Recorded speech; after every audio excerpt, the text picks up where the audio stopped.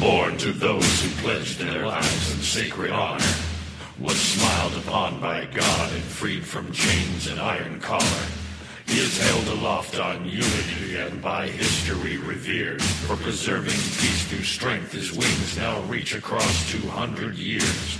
But for each of those in 1 year more, God has smiled upon the core. From the Barbary coast to the eastern sand, by sword, by gun, or by bare hand. So it's been and shall be weighed. Though many are born, few are made. Faithful always they shall remain. Dogs to loose when war is waged.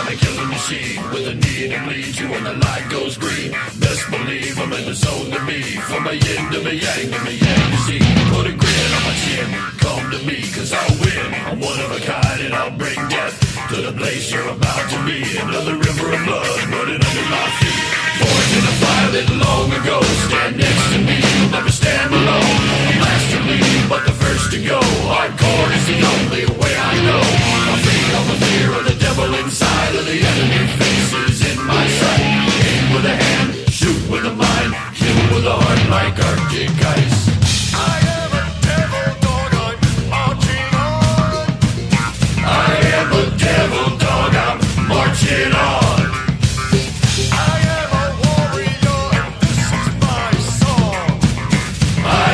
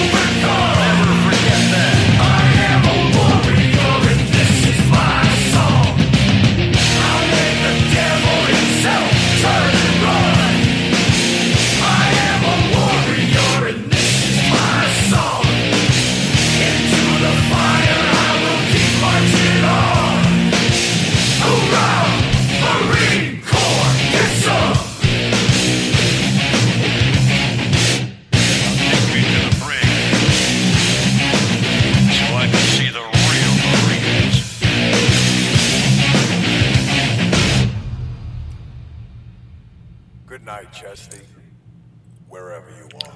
All right, ladies and gentlemen, welcome to Cold War Radio live from Pittsburgh, Pennsylvania. I'm your host, Hutch Bailey Jr., deep down in the bunker in the city of Pittsburgh, from the south, looking north across the Monongahela River on the other side of town. Let's welcome Ward to the program. Hello, Ward.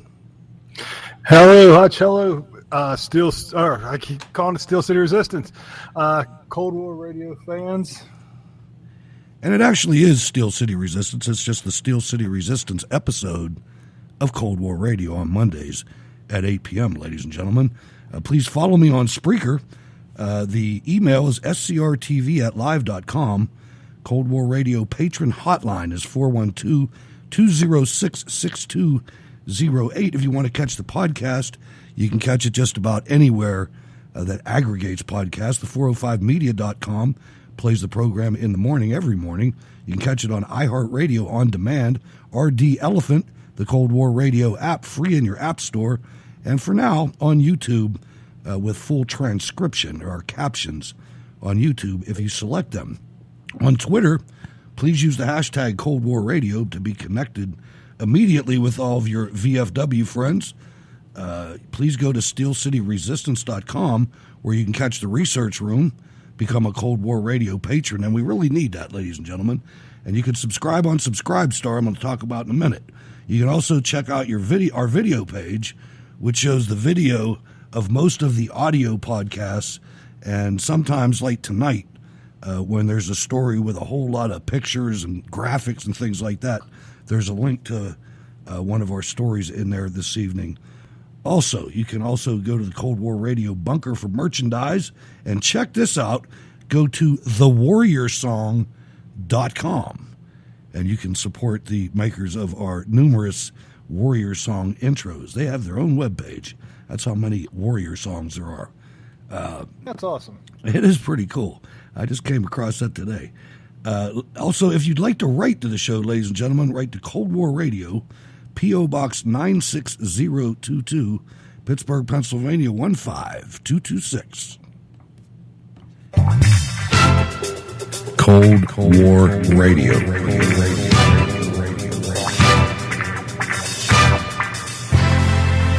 All right, I want to talk about Subscribestar a little bit. I want to, first of all, thank you very much, Susan P., for becoming a star. Cat's in and out. I won't talk about that story. It's an interesting one, though. And Down with Data. Now, what I found out is that in order to cash out of Subscribestar, you have to have at least 5 stars. I had 3, now I'm down to 2. So in order for me to get what's already in there, I have to have 5 stars. So I need 3 more at this point, and I must earn at least $150 of the pending balance to request payout. Just a little inside baseball there, ladies and gentlemen. We'll see how that works out. But anyway, thank you very much, Susan, Cat, and Down with Data. I just started looking into that a little bit more, and that's where we are with that, Ward. I want to get into something tonight that is very disturbing, and it's taking I mean, I know where it's going, and you probably do too. You've got these people that have never seen prosperity in their lives. The Antifa people I'm talking about, these rich kids that get out there. Yeah, you mean like Tim Kaine's kid, right? Tim Kaine's kid, yeah, vice presidential candidate's son. Absolutely. And these people are acting up, and they're clearly the new KKK. They're just the militant wing of the Democrat Party. And I'm a little disturbed by the government, the federal government's molasses-like tempo when it comes to dealing with things that need to be hit over the head immediately. We've known about this group for over 2 years, and for nothing to be done about designating them a terrorist organization, which is what they are. And I can tell you, if I ever get confronted by more than 2 or 3 of these guys, and they're in there, or women too, and they have the masks over their face and they're threatening me, I'm gonna tell you what, there's gonna be bodies on the ground, buddy. I'm not playing. And I never say that. I never say that. It will definitely have a bad day. Well, here's the thing, and here's how I think the media gets away with trying to somehow justify the whole Antifa. I'm not even sure how you pronounce that. Is it Antifa or Antifa? I heard one guy say Antifa, but I mean Nazis. Okay, whatever. But my point is this: what they do is they come out and they say, well, they're anti-fascist, they're against the Nazis, and their big thing is, they call everybody a Nazi. If you support Trump, you're a Nazi. If you're a white guy having absolutely nothing to do with them, you're a Nazi. If you're a reporter embedded with them, just filming what they are doing, you're a Nazi.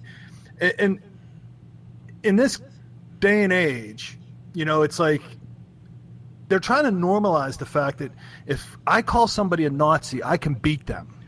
Yeah. And that's really – and in fact, Jim Jordan said something very similar when he was questioning Google and said, if you consider all these speech, this conservative speak to be Nazism, you're basically advocating violence. Because, everybody thinks – and everybody thinks, hey, it's okay to go smash a Nazi in the face because, we went to a totally different continent and fought a war to smash Nazis in the face. But this has none of these people have anything to do with the Nazis, the Nazi party. It's a name-calling thing. It's a projection situation because they are what they are accusing others of being. And one of the things that you'll notice, there is an extreme racist flavor to this. If you're an American, if you're a white American, especially if you're a male, and you're waving an American flag, all of a sudden they have destroyed the language and have bastardized the term white nationalist. A nationalist is someone who stands up for their own country, and if you happen to be white, that makes you a white nationalist. And these scumbags are trying to make it that's a bad word now, and they pretty much succeeded, as you're going to hear in a minute. But these people are projecting what they are accusing others of doing. They're fascist. You just look at what they're doing. Without a doubt. It's a total. It's a total fascist movement. And I had posted something the other day that was like, if your belief system requires you to wear a mask, you don't have a cause. You're just a coward. Right. Absolutely. Let's welcome Sean from California. Hello, Sean. Hey, what's up, Hutch? What's going on? Get off my little vacation. I saw a video of what you guys are talking about with these two young women in Portland, Oregon, just saying they want to go to the mall. They want to go to the mall. They're trying to outrun Antifa on the other side of the street where these reporters and all these other people are. And then I see photographs and other videos of one of these guys, this old white guy, had been attacked by an Antifa member who used a crowbar, and this guy's head was all bloodied over and everything. And you can see those pictures on the video page on SteelCityResistance.com. Click on a story, and all those pictures he's talking about are on there. Go ahead. I just couldn't believe it. I'm like, you know what? If they're going to keep doing this, we better start protecting ourselves. If the police and federal governments don't do it, which honestly we should just protect ourselves regardless. I don't care. They're not fellow citizens in my eyes anymore. No, they're basically trying to way to protect yourself, and I'm not trying to encourage violence. I want to make this clear. I'm not trying to do that. They're a domestic terrorist organization, and they should be declared as such. They should be killed. Yes, I agree with you, Hud. Like any other terrorist. Any other terrorist. Yes, but that's what they are. They're domestic terrorists, and they need to be dealt with. Declared that. Yes, dealt with. Let's not be afraid to say this here. Well, when you have the local government in Portland who just basically stood down, there was no police. There was no police presence. And these protesters apparently had some sort of a permit for this demonstration, whatever you want to call it. But there was no police presence whatsoever. In fact, Ted Cruz was calling for basically for the mayor's head, because they stood down. They did absolutely nothing and let these animals run loose. Amen. I think it's time to start dealing with this. I know I can't believe people who would disagree with me. I can't But believe you know what? that the citizens of Portland, you people are unbelievable that you would allow this to happen. I mean, you have an elected government that they all swore oaths, I'm sure. And I'm talking about the police chief. I'm talking about all the police captains. I'm talking about the detectives chief. I'm talking about the mayor, anybody involved in city government. If you people put up with this for any more than a week or two without taking that house down, then you don't deserve anything. I mean, this requires action, damn it. You can't sit at home on Twitter and fight this. Yeah, I mean, this is past. And the thing is, too, I mean, these Antifa, whatever, it kills me with the name. Communists. They have, yeah, Communists. these communists, Yeah, communists. yeah, have a Call them long-standing history of creating chaos, injuring innocent people for no apparent reason. So as soon as they went and they applied for the permit for this march or demonstration or whatever you want to call it, that should have set off every alarm in the place and said, okay, we got to let them protest or we got to let them demonstrate because that's a constitutional right. And I will defend that. However, when it comes to, you can't use that constitutional right to bash people's brains in that you don't like when I saw or that that stand against said, you. Why do you do that? That's a big no-no in my case. I'll tell you right now, I will defend myself if I feel threatened. Well, you should. Period. Last I'm word. not going to let someone try to hit me over the head with a crowbar. You got it. Last word, Sean. I got to roll. I did see that one of the Antifa leaders saying, we're going to use acid now, so... Oh, boy. Yeah, You know okay. what? That's terroristic threats. I mean, okay. You want to up the game? I Thanks just for, couldn't believe that. Sean, thanks for calling. I appreciate it. Peace out, dude. I mean, this is to the point where, it's almost where it's time to start taking to the microphone like previous generations have done when things like this happen. I mean, when the government is neutered the way it is in Portland right now, first of all, I'm going to reiterate something that I've said before, and I mean it. If anybody out there gets hurt by any jihadist refugee, illegal alien invader, or an Antifa person that has been facilitated by the local mayor, take it out on the local mayor. If I get hurt, I'm taking it for everything he has. Everything. I'll make him a pauper. And I mean that. I'll sell everything I have. I'll get a GoFundMe. I'll do it all because you're in the right. These people have a constitutional duty to protect and serve. And when they single out people like they're doing right now, tell me, Ward, what is different from that than when the Democrats were lynching blacks and white Republicans? There's no Absolutely difference. nothing. Not at all. I mean, and the only difference is now they're wearing black and covering their faces instead of wearing the hoods. Yeah. That's the only difference. They're the New Age Klan, and they hide behind this. We're anti-fascist and we're standing up for the people. You're not standing up for nobody. You're being a jackass, and you're just, oh my goodness, this entire thing just makes me so angry because this mob mentality of we're just going to go out there and we're going to impose our will, and then we're going to go back to our mom's house and camp out in the basement for the rest of the week. And you don't agree with me, so you're not allowed to speak.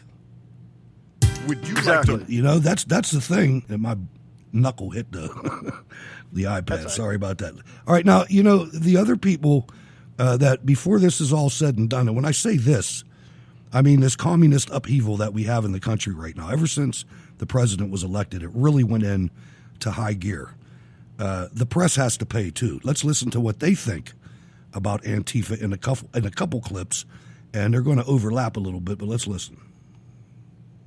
I argue to you tonight, all punches are not equal morally. In the eyes of the law, yes.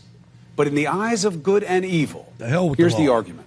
They are strictly principled anti-fascists. And what they see in the Trump administration and what they see happening in this country, they see the neo-fascism that we see. and they've taken a principled stand to stand against white supremacists and white nationalists wherever they may show up. It says it right in the name, Antifa, anti-fascism, which is what they were there fighting. Listen, there's no organization is perfect. There was some violence. I think that a lot of people recognize that when pushed, self-defense is a legitimate response to white supremacist and neo-Nazi violence. The problem is to equate the violence in reaction against bigotry with the bigotry itself is to misunderstand the fact that when you go to cancer treatment, the radiation is tough treatment, but it is meant to remove the cancer. They wouldn't have been anywhere near there had it not been for the fact that white supremacists, neo-Nazis were out scaring the living daylights out of most of the people in that town. Thuggishness is thuggishness wherever it comes from politically, and we should be the first to call it out. I disagree. Yeah, he disagrees, and every other rest of them, none of them were white. Just a statement of fact. This has gone on to institutional levels, Ward. It's at the end of the day, if these people get what they're asking for, they're not going to believe what hit them, and somebody's going to have to pay. This is something that is totally preventable.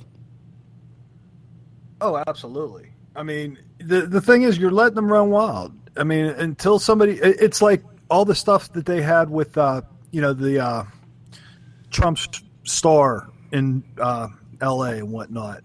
And, there was all these problems, they had the George Lopez out there pretending to urinate on it, et cetera, et cetera.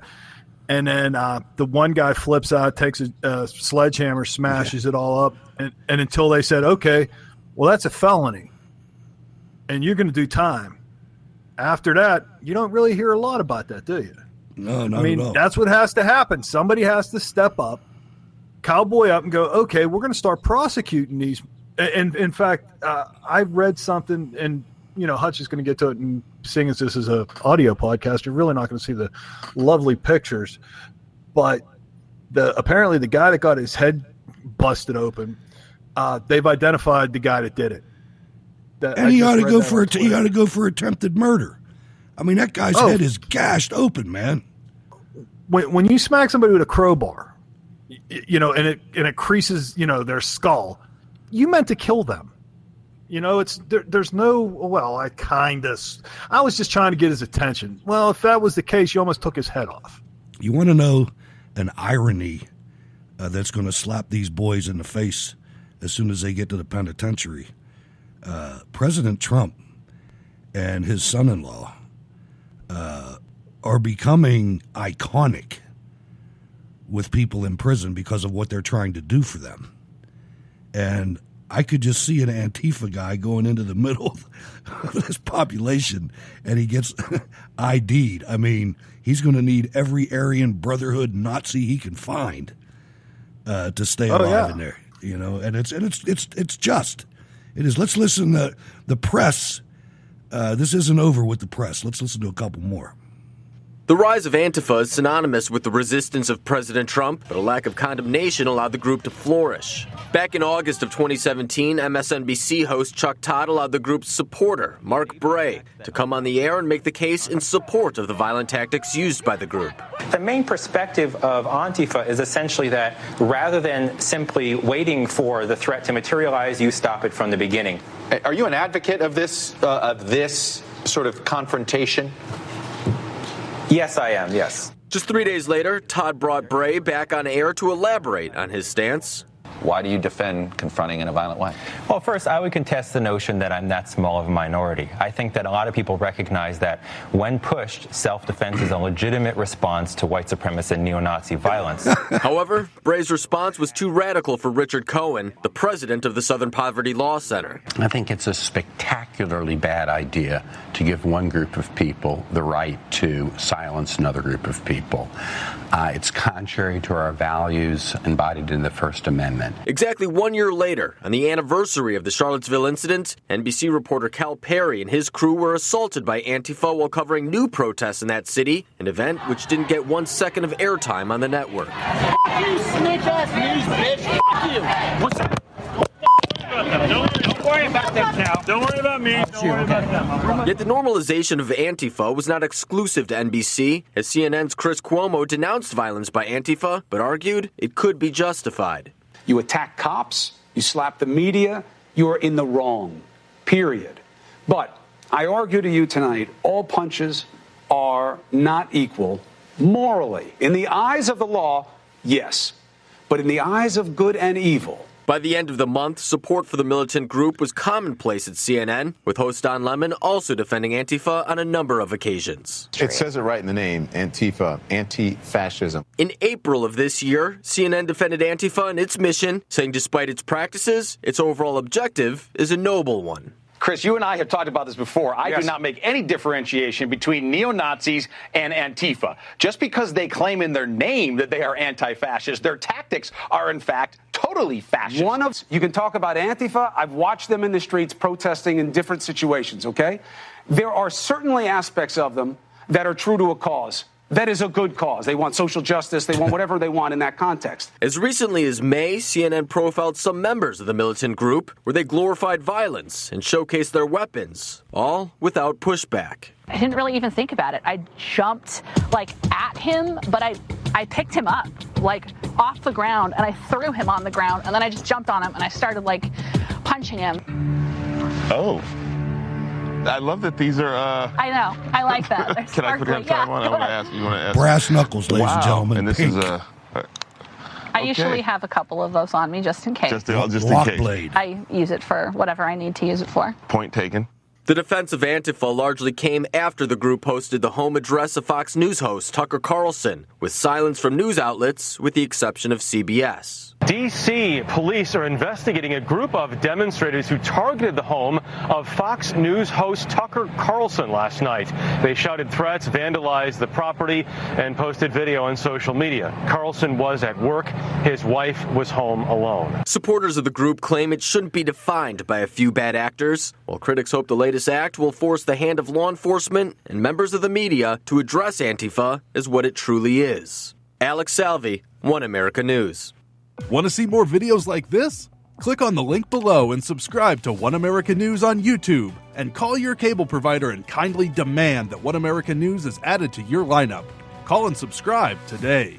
I was going to edit that last part out, but that's a worthy plug. One America News is doing a great job, and a lot of stories you won't hear anywhere but there.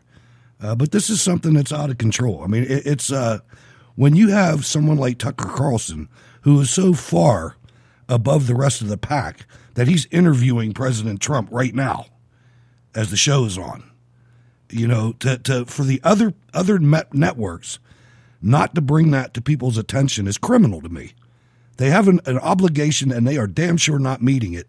And I have every bit as much anger toward them as I do toward Antifa. Sure, because they're protecting them. I mean, and once again, it goes back to they're trying to normalize that sort of behavior because they're going after Nazis. So it doesn't matter. They can call anybody a Nazi. You could be any color and be a Nazi. You could be anything and be a Nazi. So when they normalize the beating of Nazis, hey, that guy deserved it. That cameraman, that guy that was videotaped, he deserved a beating. Because he's a Nazi. Oh, well, you got to beat a Nazi. And you heard all the references to white supremacists and neo-Nazis. I have yet to ever see one of them. I mean, this is something that in order to sit up there and talk all this junk, you have to convince yourself that you don't know what you really do know. You really do know that there is no white supremacist neo-Nazi threat to anybody. I mean, there may be some pockets in Montana somewhere or something like that, but the average person is never going to ever see that because it's not there. Well, you still got these moron people who dress up in their little white suits and whatnot. Yeah, there's 12. There's 12 of them. Yeah, there's 12, 13 of them. That's true. Yeah, but I mean, if that's who you're pissed at, go find those guys. Don't go marching around to Portland because they ain't there. You want to go get some white supremacists? Go down to Alabama or whatever. Right. Find them guys. There's a strange twist to this because they're starting, and those of us who have followed anti-American and leftist operations throughout the years know that this is how they do it. Crap. Yeah, that there. But like in Nazi Germany, when you had the communists, the labor unions, and the Nazis, the SA all together. And then once the Nazis started gaining power, they started knocking these other organizations off. Well, guess who Antifa's linked up with now? If you listen really closely, you'll hear Allahu Akbar. Smash these Nazi scum. Let's listen.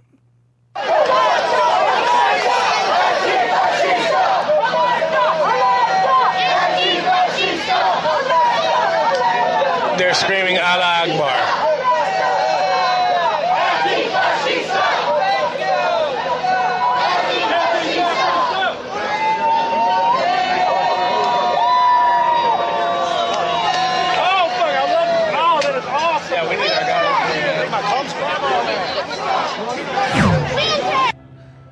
So who's fighting to destroy America? Antifa, the leftist news media, the Democrat Socialist Party, which I don't know if you noticed, but that's starting to catch on now. You've got members of Congress now saying that, Democrat Socialist Party.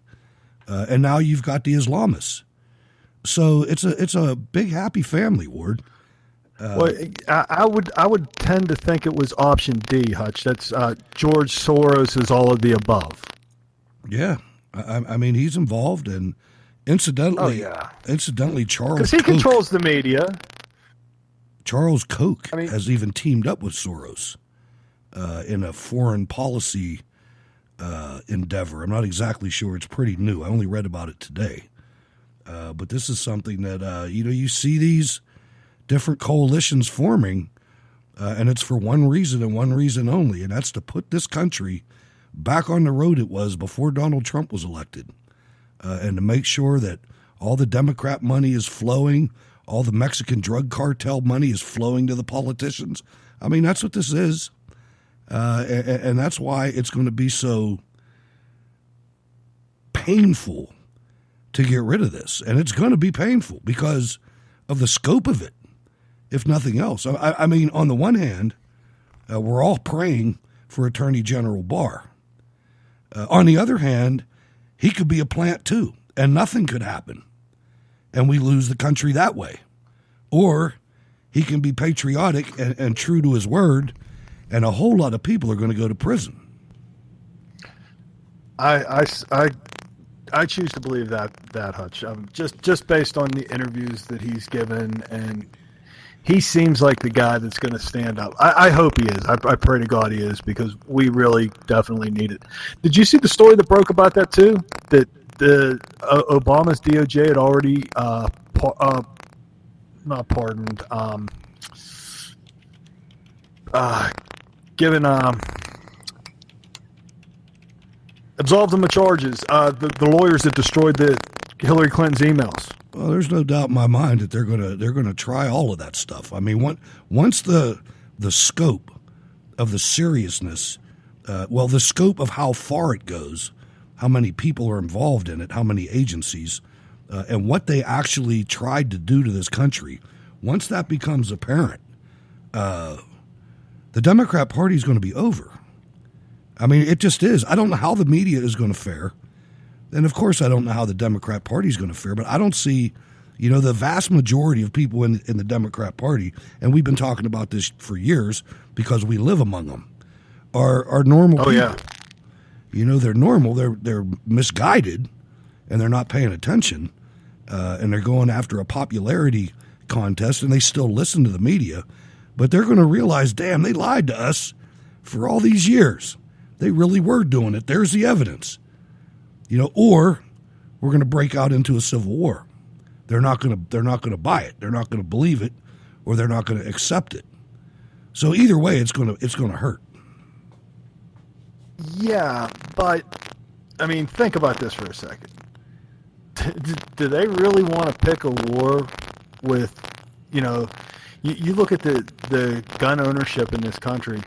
I'd say 98% of it's probably going to be conservatives that have all the guns and ammunition. So what are they really going to do? I mean, yeah, they got pipes and stuff, but what's a pipe going to do if you got, an AR? Right. I'm going to win. is exactly how that goes. Double check your mic connection. You got a lot of popping coming in like it's a loose connection or something. I don't know what it is. All right. But now you've got Ted Cruz. He's calling for the FBI to investigate this Portland mayor. His name is Ted Wheeler, ladies and gentlemen. And we talked about him before. The last time he did this, when he would not bail out the federal agents in Portland that were surrounded, their building was surrounded. I think it was customs agents, but he refused to put his police on it. You know?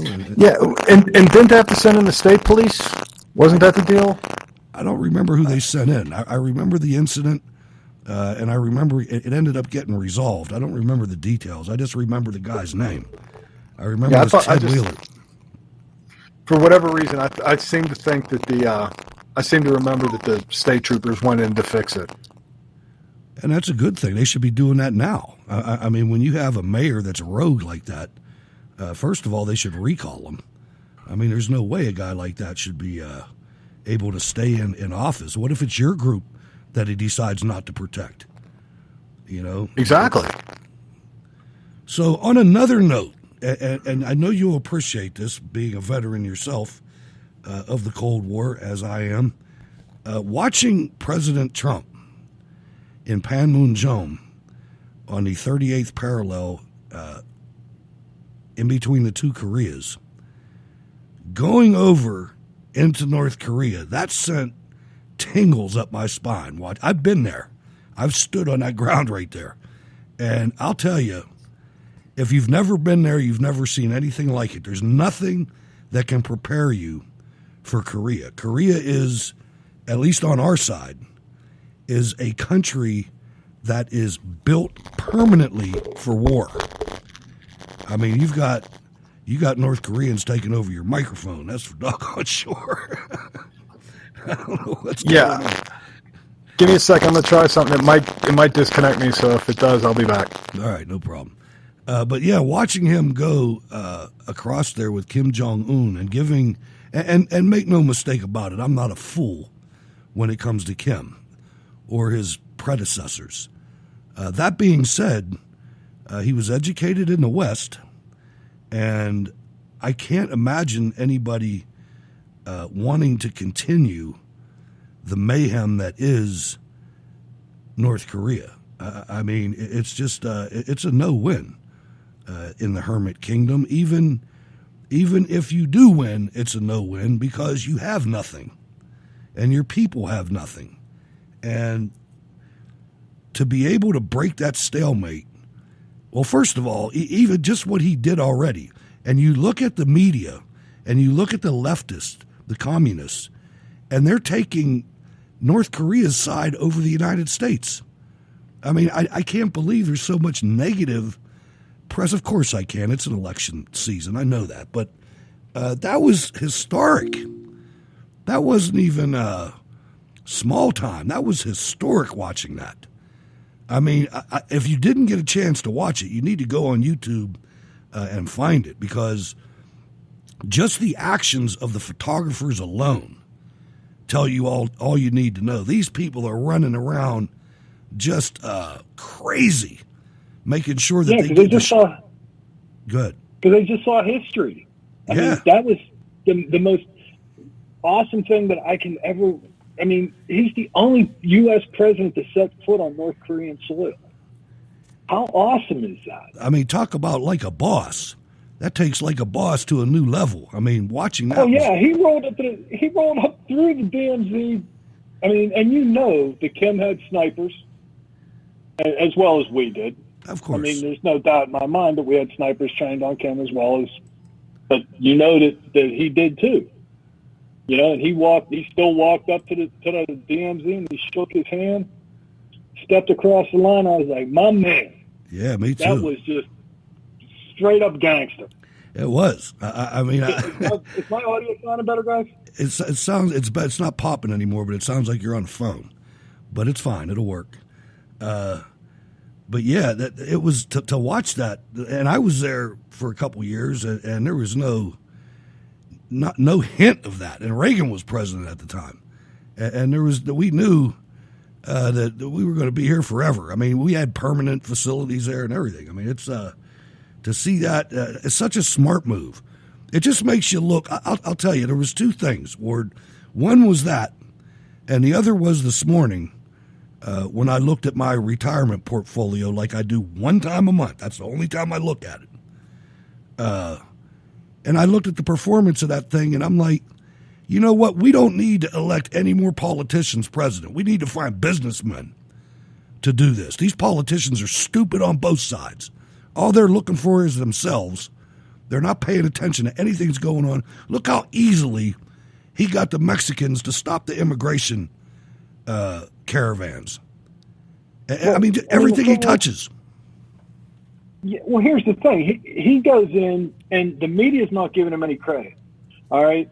So if you watch any news story about anything that Trump does, it's always, oh, he failed here. Look at him. He's imposing these tariffs. These tariffs are terrible and da-da-da. A tariff is an incredible negotiating tool that's been left to the sideline. No, but we haven't used it. But that's what it is. That's what they're there for. And so you can get somebody, hey, you got to pay your fair share, and you use the tariffs. We've been paying tariffs for years to other countries. I mean, once again, China's been kind of beating us up with it, and Trump called them on it and said, okay, now because he's been imposing these tariffs, they're willing to come to the negotiating table. That's a negotiation tactic. And it's the same thing with Mexico. Okay, either you stop this flow of illegals, or we're going to start hitting you with tariffs, because a tariff is a tool. And you look at why you sit there and you wonder where the Republican Party is, and then when you finally realize that the Republican Party is not on the side of the American people, they hate the middle class. The Republican Party is on the side of their donors, and their donors are the corporate executives that are making products overseas, getting buku rich, destroying the American middle class, and running factories and conglomerates that use slave labor from Mexico and Central America and anywhere else they can get it. They've abandoned the country. I mean, right away, just in the last 2 weeks, you had Republican Senators Mitt Romney, Tim Scott, and Joni Ernst saying they needed more evidence. They wanted to see more material from the lady that accused the president in their party of rape. Never even, not a single one of them coming out to defend the guy. 3 idiots. Two of them supposedly Tea Party members. And then I kind of take umbrage with you calling Mitt Romney a Republican. Well, I mean, yeah, I mean, technically, but really, no, I know he's McCain light, is what he is. But like Joni Ernst wasn't supposed to be like that, neither was Tim Scott. And then you had today little Marco Rubio, who doesn't know anything about what's going on in the negotiations, doesn't have a clue what's going on. He hears some left-wing media type saying that the president is caving on Huawei, or however you say that, telephone or electronics manufacturer. Before he even knows what's going on, he has to open his freaking mouth.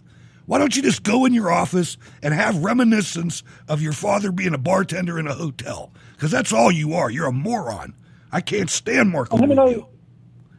Him and AOC can get together and have bar stories. Yeah. That'd probably be cool. That's what they should do. They could speak Spanish. Like the Democrats.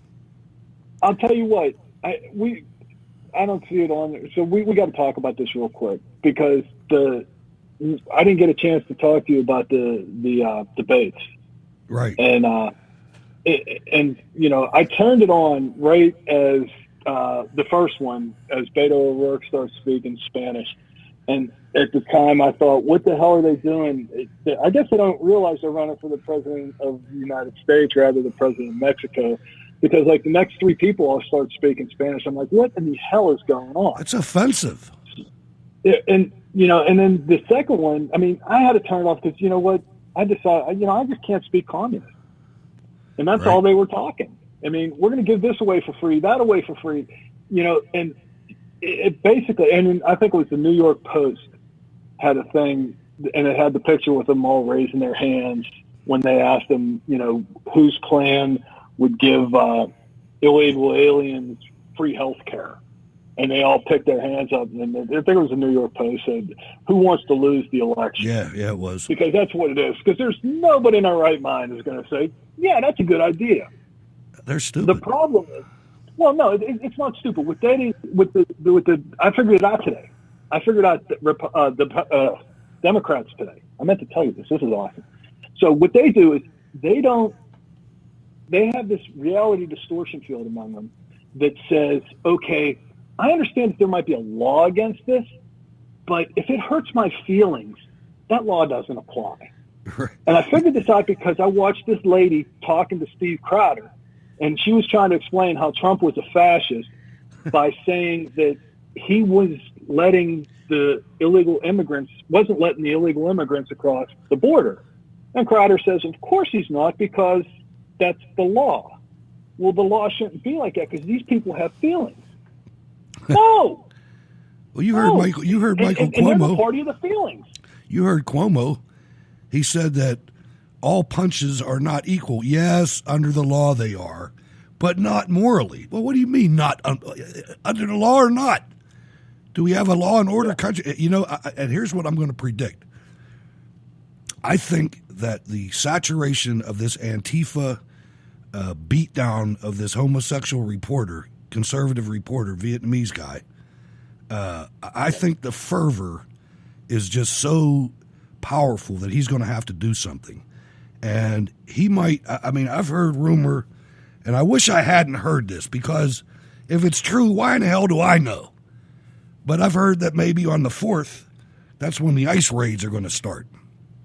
And I'm telling you, man, this country, and I'm a conservative small government guy, but I'm also somebody for crushing communists. I stood against communists my entire life.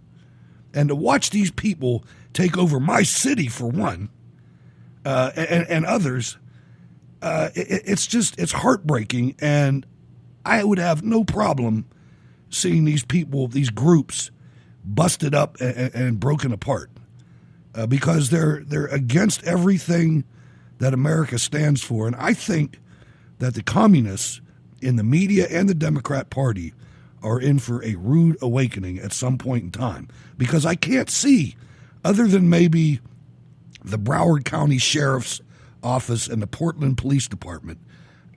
I know law enforcement officials, and I'm sure you do too. And they're conservative, and they love America. In very large part, at least in my experience. Yeah, and the thing that gets you is, what the heck? It just drives me just insane that because what's going to happen is the media's going to drop this. The reporter that I had his name written down somewhere. I think it's No, something like that. Yeah, GNO or whatever, or NGO. Yeah. Whatever. I saw the interview with him when it happened. They stole his equipment, blah, blah, blah, blah.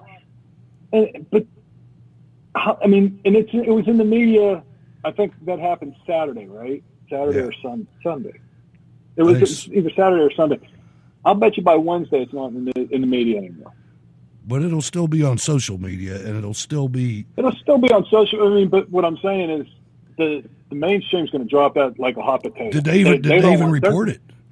Did they even report it at all? I don't watch it, so I don't know. I saw it on Fox Saturday or when it happened. Yeah. Saturday or Sunday, whatever day it was that it happened. Yeah. Yeah. Andy says, Andy, no. Yeah. Go? No? Right. Yo, I don't know how you say it. Smith. I always get stuck with the tough names. Especially the Vietnamese ones. They have them letters they don't use.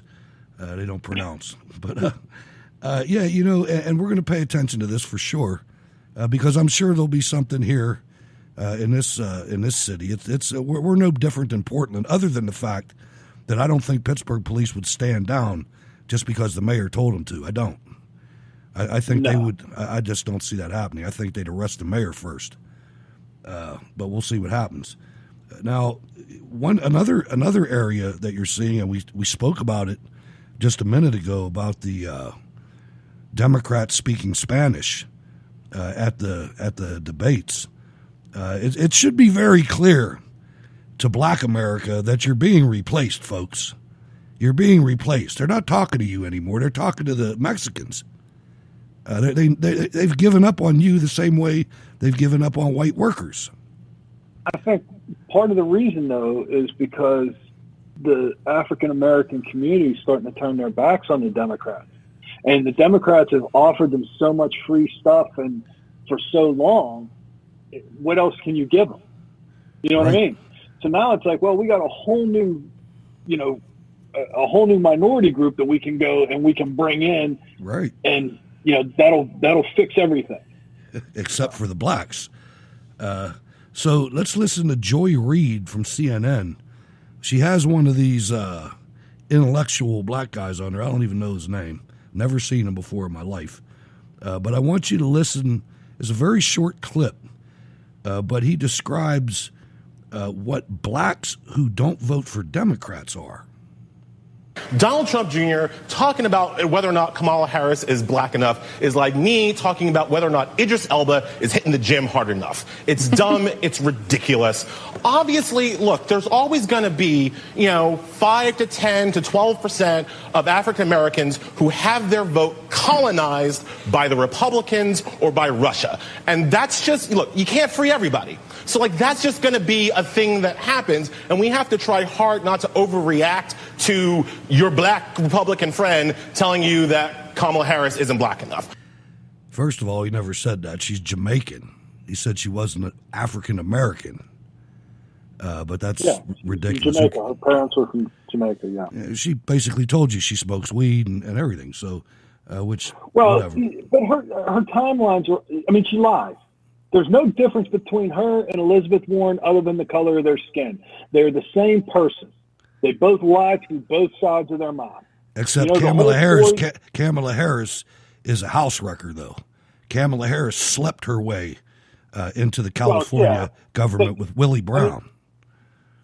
Just the other night during the debate, she slammed Biden with that whole story of how she was the first segregated child in this first segregated class. And it was the biggest line of bull crap that there ever was. Oh, they're good for that. That's one. And we can go back. And she was so hard against Kavanaugh. This person she's not a nice person. And you add to that the fact that her, like I said, her and Pocahontas are so willing to drop a lie. Yeah. And then just say, I never said that. It didn't happen. Whatever.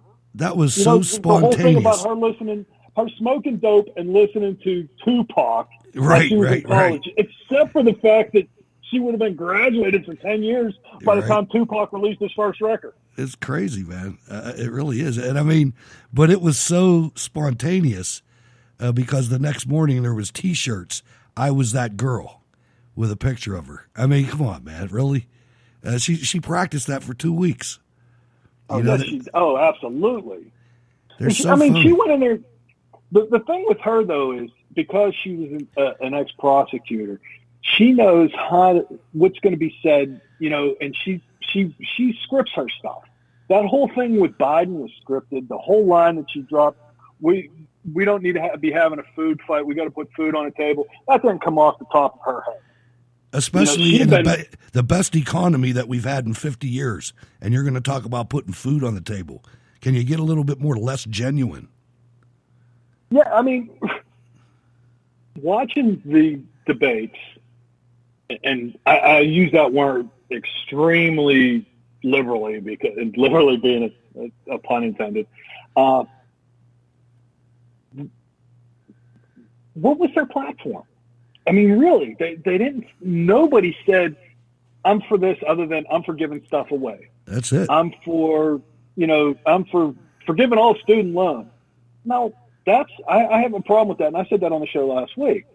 I got a huge problem with that because number one, the people that went through it and pay their student loans back have to pay your loan back too, which isn't fair. Right. The people that didn't go to college and went to a trade school or what have you, they didn't want to have a college bill. So they should, why would you make them pay for it? But, that's the thing about socialism. It's all about giving everybody your money. Absolutely. All right, let's go to the phones. We got a call from Ohio. What's your name? Well, this is Bill, and I heard you talking about Kamala, and I like chocolate, so I thought I'll give you a call, Hutch. Oh, my God. Ladies and gentlemen, former President Bill Clinton is on the line. I didn't know you were still around. How you been, Bill? Well, I haven't been really good, Hutch. I don't know if you've seen a picture of me recently, but it looks like somebody stuck a hose in my butt and just sucked all the life out of me. And ever since Hillary lost, she's just unmanageable altogether. I mean, she's on a steady diet of painkillers, antidepressants, and whiskey, and Taco Bell. The last being the worst. Oh, she's boy. like a walking WMD. It's really bad. I can imagine. Ward, this is former President Bill Clinton on the line. Say hello. How you doing, sir? I'm doing great. Thumbs up to you. So, Hutch, you were talking about Kamala Harris. Yeah, you probably know her intimately. I know her very well. I had that poor Willie. Matter of fact, I'm the one that referred her to Willie. Oh, boy. I mean, that woman there, that laugh, I tell you, it's a little better than Hillary's. That's about all she got going for her right now. Would that be a pre-Willie Willie? I didn't hear you, broke up there. Would that be a pre-Willie Willie? Yeah. Well, she had the little Willie before she had the other Willie. Okay. All right. So, right. So, but Kamala, I'm going to tell you right now, it's going to be a Harris butt plug or one of the other two, flipping the other way around, because he's in the in crowd. He's in the in crowd. You know what I mean? I mean, all you got to know is that he's gay, and that's the only reason you should vote for him. So it's either going to be Harris or Buttigieg. Oh boy! But Hutch, just real quick, Hillary got drunk the other night. Yeah. And she's thinking, she's having all these candidates over. She's thinking about getting them to pick her as the VP. Okay. And she's hoping it's going to be Biden. Yeah, I'll bet. She probably has a lot of she probably has a lot of dirt on Biden. Well, she thinks she's going to get elected, or she'll come in as a VP, bringing in all of her electoral from 2016. And then Joe's going to go in the shower. He's going to go in the shower. He's going to fall, have an accident. She's the president at that point. Absolutely. So, then look out. Bill will be the vice president. Well, I'd be the first husband. And I can't wait to get back into the oral office. I'll tell you that right now. I can imagine. I got a cigar collection I haven't showed in a while. Go ahead, Hutch. So tell me, how's everything been going for you? I'd like to introduce you correctly, but I'll let you do that if you want. Well, go ahead and introduce me. I forget your name. It's been 2 years. You want me in character or out of character? Out of character. All right, I'm here, Hutch. Terry, my man, security. Ladies and gentlemen. My man, security. This guy, ladies and gentlemen, when we went to the RNC convention a few years ago, provided security for our whole team, even had a security vehicle that was well-armed. We were both well-armed. It was in Cleveland, and we didn't know what to expect. And, Terry, it's great to hear from you, man. Yeah, it's good to hear from you too, Hutch. I was listening to you tonight. You're just spot on all these issues, Antifa. You hit it spot on with the Hispanics, the illegals coming up. I just see it as the Democrats are trying to create a whole new subset of people to be relying on. They can't count on the 17% vote anymore, and they're beefing up their base. They don't want to guess going into a general. They want all that behind them. So everything you've talked about, Antifa being a wing of the Democrat Party, the terrorist wing, it's all spot on. We're all seeing it. I'm seeing it at least. Well, that's good. Do you know any? Let me ask you. Do you know? Thank you for the kind words. But do you see in your community or wherever you roll that have you seen any Democrats starting to pay attention to this malfeasance, because I actually have. It's only been in my own household. I haven't really talked about it outside that, but I've noticed this is, you have to be pretty stupid to go along with this. Yeah, the people that I know in my area, they're spot on as far as seeing a lot of the stuff. A lot of people I know are ex-law enforcement, but I'm in a rural area of Missouri. We don't get many Antifa around here because they know they get their butts kicked. I mean, and I'm being really nice. I mean, we don't have that kind of morality where I live. So, but yeah, most of the people I talk to, they're seeing all this stuff. They're seeing the games the Dems are playing, and it's like beyond absurd. I watched this debate, and it's just crazy. It is, like Ward said, it's Christmas time, man. These people are all about giving things away, and they have nothing positive to say. If you listen to them and you didn't know the times that we were living in, you would think we were in the middle of a Great Depression, the way they talk about the economy. Exactly. And let's just say it is what it is. They're trying to bribe votes for 2020. Yeah. They want all the millennials voting Democrat thinking they're going to get their student loans waived. They want the African Americans voting thinking they're going to get reparations. I mean, that's really what it is, because we both know Democrats really don't care about people that are hurting or minorities, whatnot. But they only care about the vote. Right. And the ironic thing is the Democrats are the ones that caused the disrepair. So they're going to charge themselves. They don't want them to succeed. They want them to be hanging on to the entitlement and then be leverage for the vote or else. And that's this whole thing. Like, people don't understand with this socialist stuff that Bernie's talking, there's a price to that. I mean, like, who wants to have the government doing their health care? I've been to the post office. I've seen how long the line is. It would be the worst. It's like the only bad thing about being my age now is I've grown up to see this stuff unfold that I never, ever thought I would see unfold, period. Both of us are the same way, and probably the whole audience feels that way. Right. I remember, Hutch, when I was in school, we would stand up and we would put our hand on our heart and we'd pledge allegiance. Sure. That was normal. Now they would be there'd be the ACLU or whoever else in there. So it's just really sad. I think they actually make kids sign waivers now. I'm sorry? I think they make kids sign, or parents sign waivers allowing their child to do the Pledge of Allegiance, or, because it's just so insane. I couldn't even imagine it not happening. Right. I mean, well, well, Trump's got to win in 2020 because the Democrat gets in charge. I mean, I thought 2016 was an important election, but 2020 is probably just as much, if not more. It's unbelievable the way they reacted. They reacted in a total a fashion that was not based on logic. I mean, when you see the country, when you see Michigan, Pennsylvania, Ohio, all going for Trump, you ought to tell yourself something. Hey, man, we're missing something here. But no, they go full stupid into socialism and violence. And like you said, and like Ward and I have said many times, don't be careful what you wish for.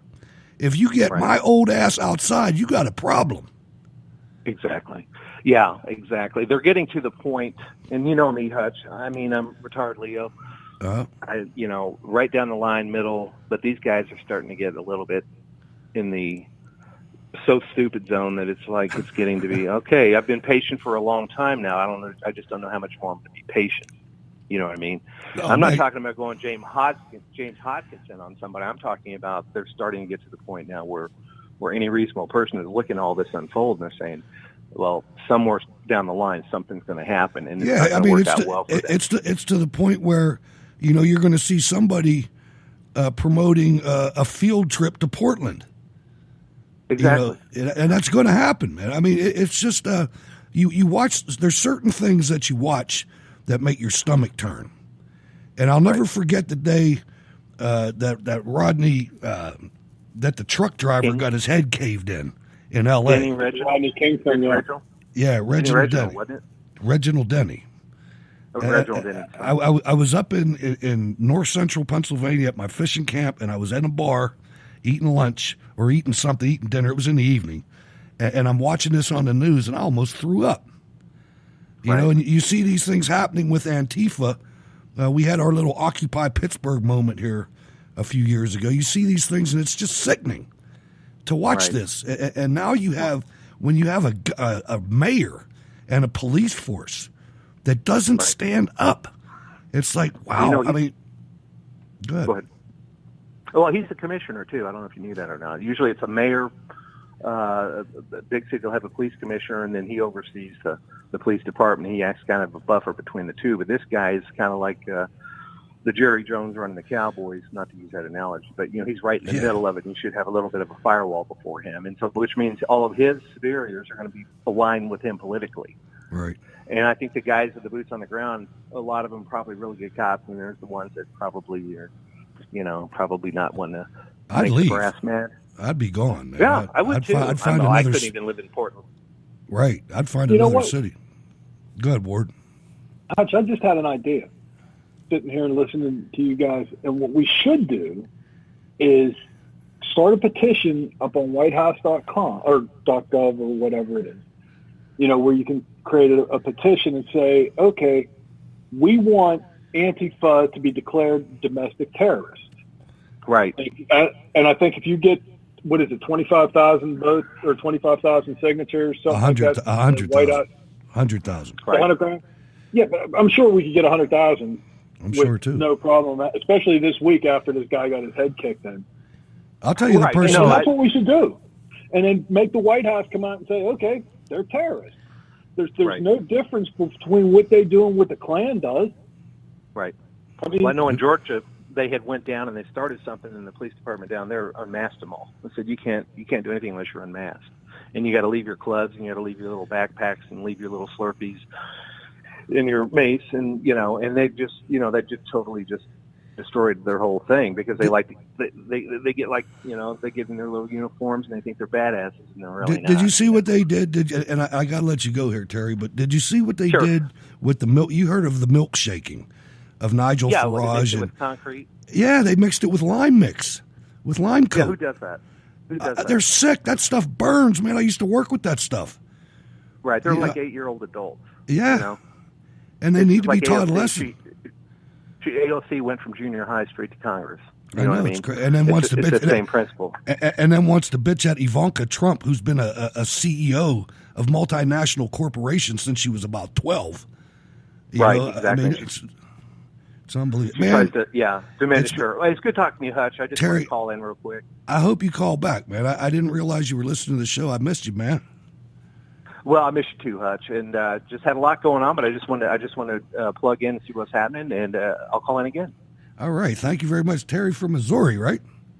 Yes, sir. My man. Missouri, the land of Josh Hawley. We got him in. All right, we'll see you, brother. Later. Great security guy right there, man. I'm telling you, Ward. We were in the middle of Cleveland, and I got a 45 on me, right? And he's got something on him. I don't know what he had on his side, but he said, "Yeah, Hutch," because he knew I'm a veteran, right? He said, "See that floorboard under there? There's an M14 under there if it gets crazy." I was like, "All right." Outstanding. He had a police vehicle. He borrowed it off somebody. I don't know. That was a good time, though. It really was. Terry, my man. All right, ladies and gentlemen, you're listening to Cold War Radio. We went a little bit long. You got Ward Miller and Hutch Bailey Jr. Don't go anywhere. We'll be right back.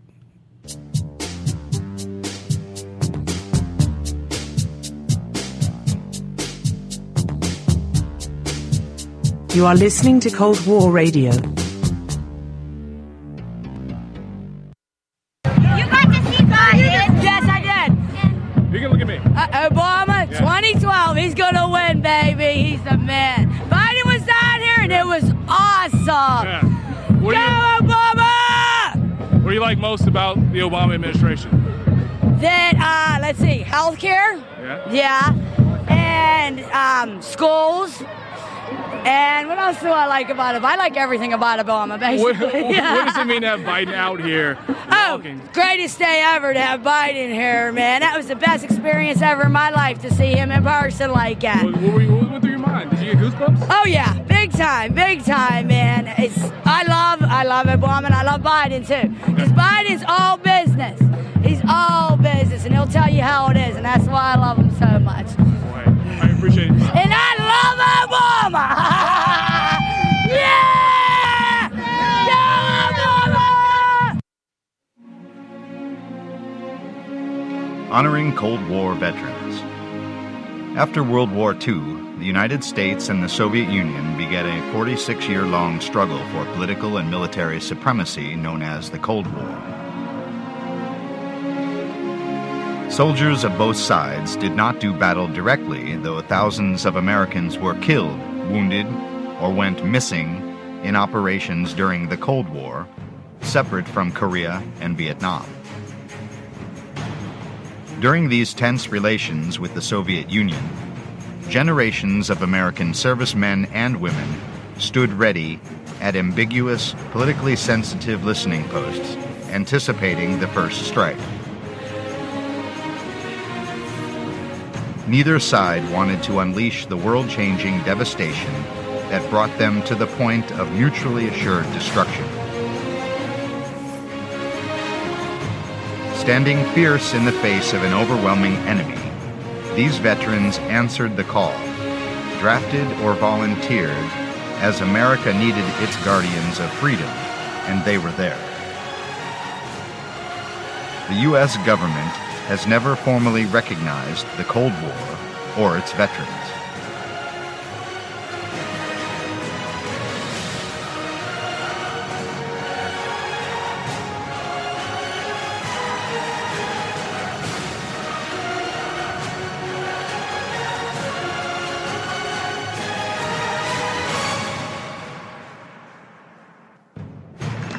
Mr. Gorbachev. Mr. Gorbachev, tear down this wall.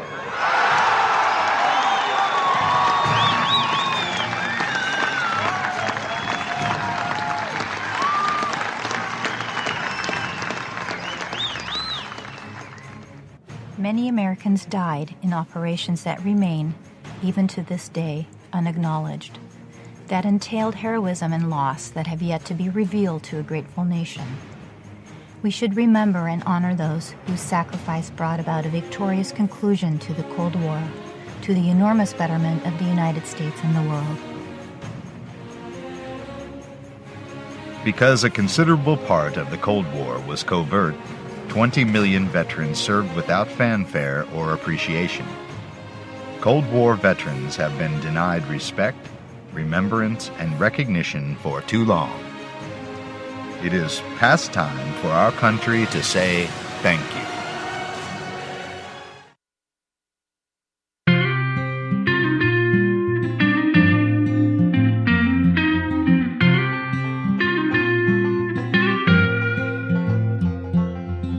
Looking for an alternative place to find news and opinion? How about conversing with fellow patriots? Join us Monday, Wednesday, Friday at 8 p.m. Eastern, 5 p.m. Pacific for Cold War Radio. You will find it at www.spreaker.com or in the Spreaker app. Search for Cold War Radio and you will find it. Since I've been listening, I have met some terrific patriots and learned quite a lot about current events that the mainstream media will never tell you.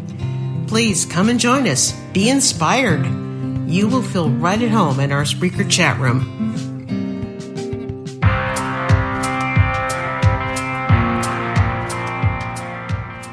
AOC, how I explain her? She really make my brain hurt. She always need a Twitter page to save her. I'm really sick of her. She always spitting gibberish. I wasn't gonna diss you till you talked about my militants. You said my veterans are better off just sitting in line outside the VA when the waiting has been killing us. We wanna visit a private doctor or physician, but you say the VA isn't broken, so don't go fix it in. Girl, you tripping? You go tell that to the veterans. That in front of the veterans affair without the medicine. This is nonsense, it's not about law or politics. This is for all my veterans sweating out in the hottest sick. You really are that somebody who never went and fought the sick. How could you ever talk about medical? We ought to get. I see you move your lips, but it never make no sense. You need to play your documentary on Netflix. Cause like CBS, AOC don't know ABCs. BETs are not 1, 2, 3, we just be sing. So you can cut the script that you read for the public. And with a puppet in front of us fronting it really make me sick of AOC. Yeah, you know me. Sick of AOC. Yeah, you know me. You sick of AOC.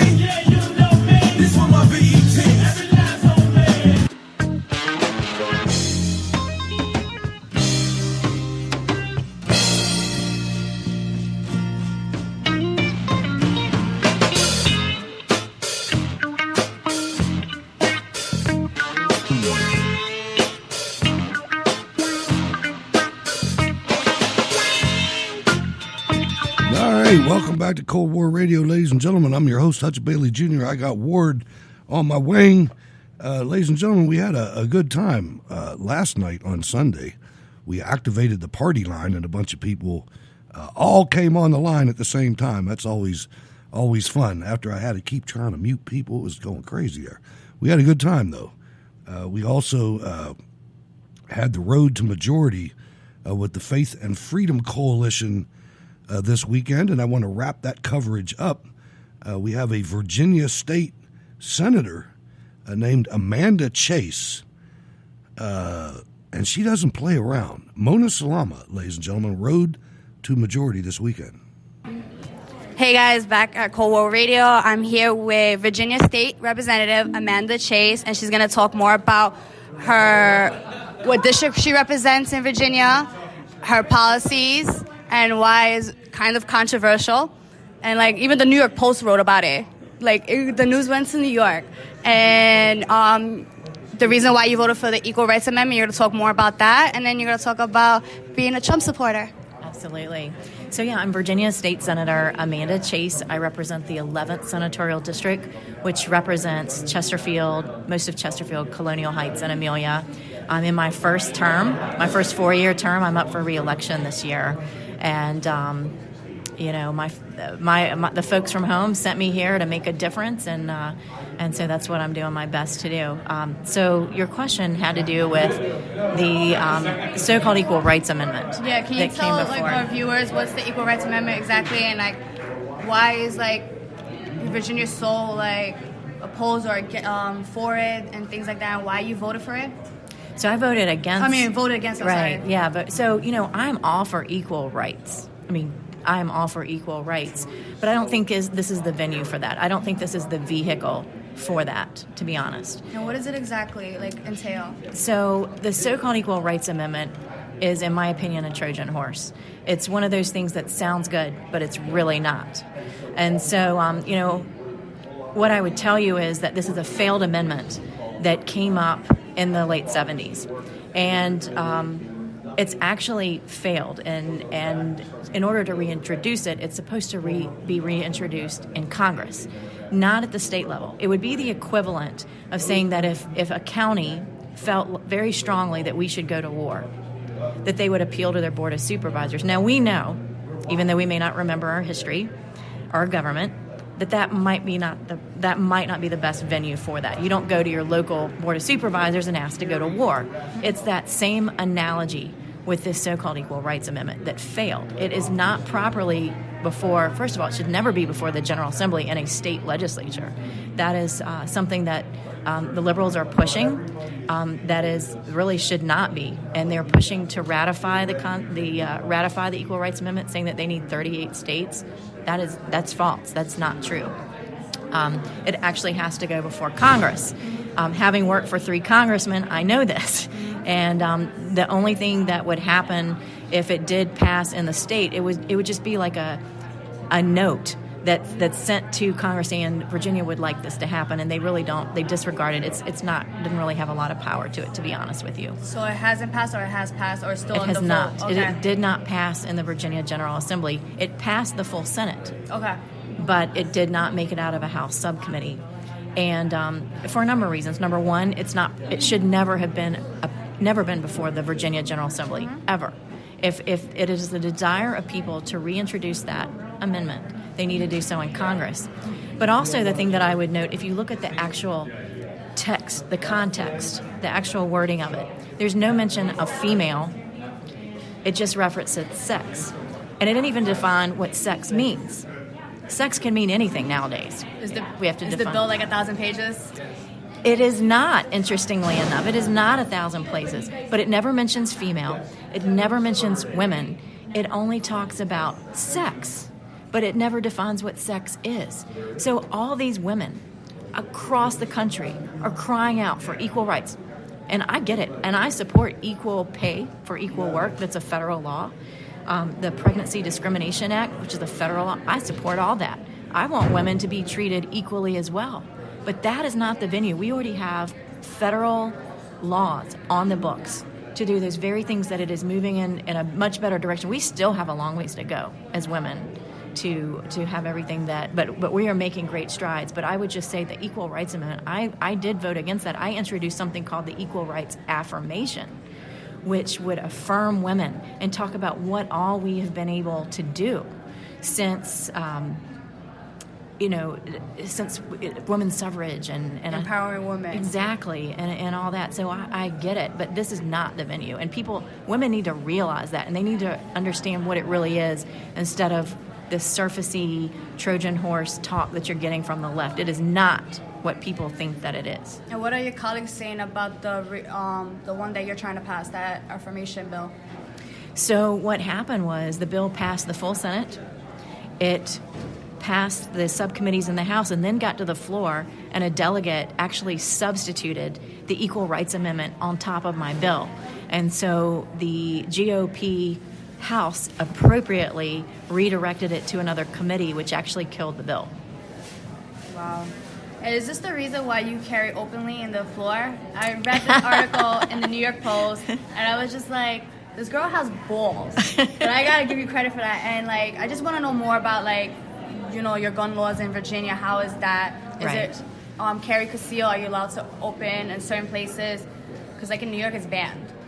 Right. So you're right. New York and Virginia, very different gun laws. And, I actually jokingly referred to my firearm as my little Equal Rights Amendment because, there are laws and lawbreakers disregard those laws. Does your gun have a name by the chance? It does not. Can we name it? I call it my little Equal Rights Amendment. Okay. That's what I call it. The little ERA.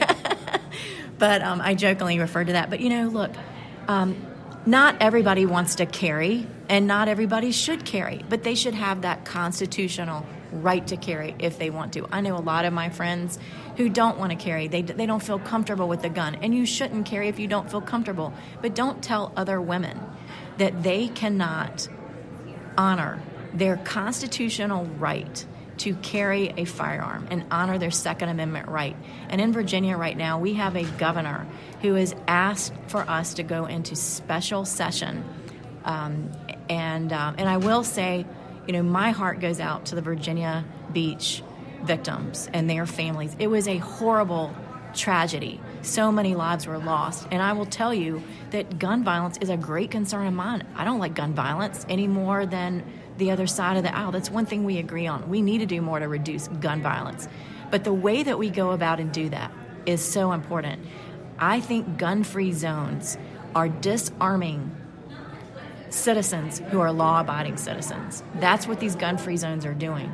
So when I take my firearm and I'm concealed carrying, nobody knows I have it on me. They're not going to be scared. It's tucked away. They don't even know that it's there. But it's concealed. I've gone through the proper channels to get it. I know how to shoot it. I know how to carry it. And I'm a responsible gun owner. But whenever I go to schools, and a lot of times as a legislator, I go visit children because I sit on Senate Health and Education, I have to do something with my gun. I can't carry it in Virginia onto school property. And so what I have to do is either not take my gun with me, not take my firearm with me that day, which leaves me unprotected if I get into a situation where I need to protect myself. I'm going to go back to the Virginia Beach shooting. There was one of the victims was a female who was very proficient in using her gun, and the company had a restrictive policy that said she could not bring her firearm to work. And so she wanted to honor that because she's a law-abiding citizen. She's going to follow the policies of her company. She left the gun at home. And what I did mention is the conversation that she had with her husband that day that he recounts for us that says that she was concerned about this guy coming in and shooting the place up because he was a disgruntled worker. And he just didn't. She had to write him up a couple times for some issues, and she was concerned for her safety. But she ultimately left her firearm at home because of the company policy. And so we need to do more to protect our law-abiding citizens. The gun-free zones are these policies that indirectly create gun-free zones by our employers. Need to have consequences. And what I mean by that is first of all, I think we should eliminate gun-free zones altogether so that law-abiding citizens are not disarmed. But in the event that there's some type of compromise and they insist on these gun-free zones, and at the very least, then you need to supply the armed security. per certain square footage. You need to provide, if you're going to cause law-abiding citizens to be defenseless and not be able to protect themselves, then you need to bring in the armed security and pay for it so that we don't have these massacres in our schools, in our places of work. We need to do more to protect innocent people. So for the reason you carry openly is because of what happened in Virginia Beach, or it was another incident? No, I typically carry concealed because I respect that other people may not be as comfortable with firearms as I am, and I do that. Even though in Virginia I can, by law, constitutional carry anytime. But I want to be respectful of other people, so I do concealed carry. The reason that I open carried, beginning that one particular day in the General Assembly while I was in session and working at the Capitol, was the day prior. One of my colleagues, Senator Black, encountered a situation that got heated with protesters, and the Capitol Police had to be called in. What kind of protesters? I don't know all the details about it, but I know that Capitol Police had to be called in, and so for it to reach that level, I know that it was significant. And so I decided the next day, I just felt like, I'm going to open carry to kind of deter people who have, by the way, violated my personal space. People get excited about an issue, especially many of the women that were coming nationally to our state capitol to express their support of this so-called Equal Rights Amendment. And many of them violated my personal space. And I wanted them to know, you're going to respect my personal space under no circumstance. We can discuss these issues all day long, but the second you violate my personal space, you're out of lines. So by carrying openly, it allows people to see that you're carried. They're less likely to put their hands on you. And in fact, I actually had that very situation happen right outside of Merriweather's Cafe, which is right inside the Capitol, right outside where a lot of us get lunch. And I had two women who were protesters who were very upset with the floor speech that I had just delivered on the floor of the Senate, speaking and educating women on the farce that this so-called Equal Rights Amendment is. And they were upset by it, and they were getting ready to lay their hands on me. There were two of them. They broke right through two of my female aides, and they looked down and saw my firearm, and they stepped back. And I fully believe to this day that by me having my firearm displayed that day, it actually prevented an altercation that could have happened that day. It's better to be safe than sorry. Absolutely. You mentioned that you're up for re-election in November. How is there an announcement of a Democratic opponent? And yes. How's the race going? And you have 5 months? Right. So November 5th is Tuesday. November 5th is election day for me, and I do have a Democrat opponent. Interestingly enough, we share the same first name, and there's a guy named Amanda. There's a woman named Amanda. Oh, it's a woman. Okay. Yeah. So I need folks to step up nationally and come out and support me. I will defend the Second Amendment. She will not. I am a huge supporter of true equal rights for women, not fake whatever the left wants to paint as equal rights. That's not equal rights. Women are being used in the name of pushing other things that are not women's rights, and I won't have that. I won't be used by the left for anything. And so people need to come out and support me. Go online, make donations, chaseforsenate.com. They can donate to my campaign for re-election. And I look forward to winning that race and going back and serving the people and standing up for our constitutional rights and working for the people back home that put me there. And then you are a Trump supporter. You're a really diehard Trump supporter. Did your district, was it Trump that went for Trump, or it went for Clinton in 2016, the district that you represent? In 2016, my district did it. It did. And if it didn't, I don't care. I support President Trump. Right, I know, but I'm just saying that because it could be a tough race for you. Yeah, I mean, it is. I think it's going to be a tough tough race because so many women have been deceived into believing that the so-called Equal Rights Amendment is going to give them something. It's actually going to do more to hurt them. So I have a very big job ahead of me, educating the women that this Equal Rights Amendment is a Trojan horse. And so, my seat is on the line. It could go either way, to be quite honest. I mean, I look at Congressman Bratt. He's a good friend of mine. He lost his seat. just this past time. So people can't take, I think I'm in an R+6 district, so it leans Republican, but we can never take that for granted because the district has changed so much. And final question. You saw the debate over the past 2 days ago. What'd you think about it? And any of those Democrats remind you of your opponent? It's funny you should say that. I did not watch any of the debates because Did you I catch was. any reclaps or anything? You know, it's so funny. I really have to prioritize where I spend my time. And the time that I spend is working with my constituents on constituent issues. I work on it 24/7.